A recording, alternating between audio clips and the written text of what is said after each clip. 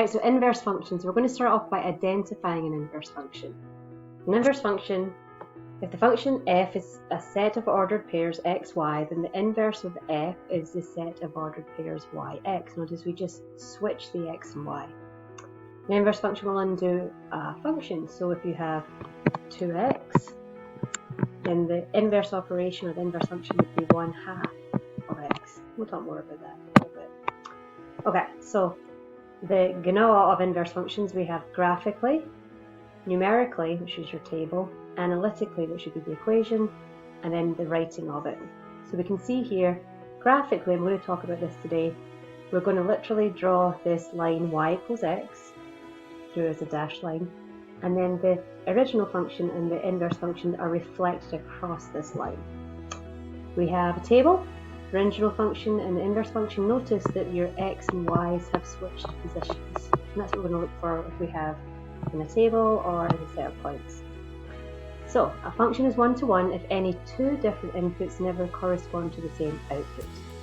When the inverse of a function f is also a function, we'll talk about that, and the original function f is said to be one-to-one. Okay. Find the inverse of the following function, determine if the inverse is a function. So let's start off. We have, for A here, we have these coordinate points.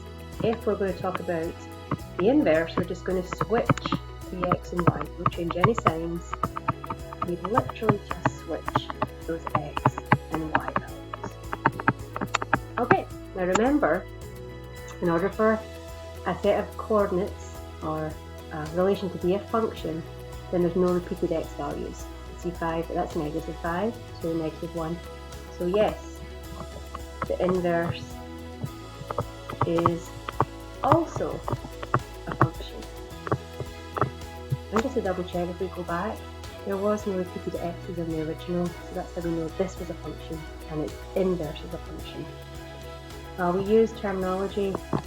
It looks like f to the -1, but that's f is inverse of x, and we'll talk about that as well. Right, so this next one, we've got x and y, 2, 6, 4, 9, -2, 6, 1, 10. So I can see that this is a function.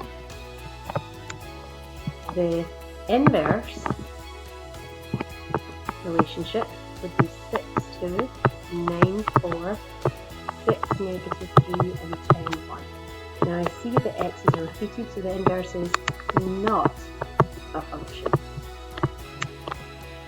Alright, let's look at this graphically. When the inverse of a function f is itself a function, then f is said to be a one-to-one function. If a function is one-to-one, then the graph of the function will pass the horizontal line test. So we all know about the vertical line test. That determines whether it is a function. If it passes the horizontal line test also, then its inverse is a function. Right, so let's go back. This graph here, this is a function because it passes the vertical line test. The horizontal line test, it fails, which means that its inverse is not a function. It's the inverse of g, which should be g, that little negative line versus g, is not a function. Let's look at this one here. We've got x cubed minus 2. So vertical line test, it passes, so that is a function. It also passes the horizontal line test. So the inverse, h inverse of x, is a function because this passes both the vertical and the horizontal line test.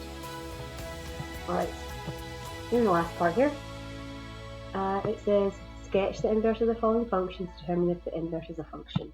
Okay, so here's how you sketch it.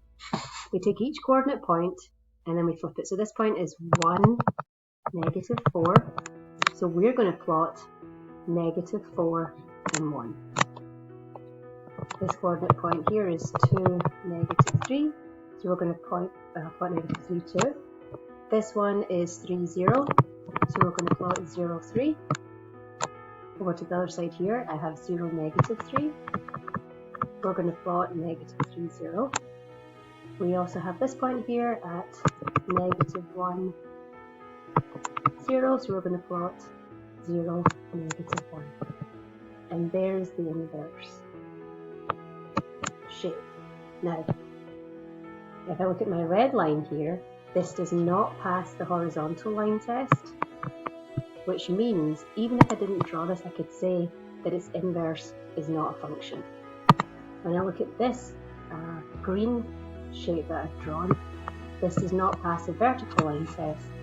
So inverse is not a function. This one here, we're looking at the vertical line test. This barely passes the vertical line test, so this is a function. It tells us sketch the following function, so we know it's a function. Even though it's a little bit funny here, but it is definitely a function. And we want to pick a point to switch them. So pause, go ahead and try that and come back. So we're able to switch the points. And I drew the line y equals x through here. Not the easiest one to draw, but thinking about a mirror sitting along this line here and reflecting across, if I folded it over, would it kind of sort of match up? Alright, we're done.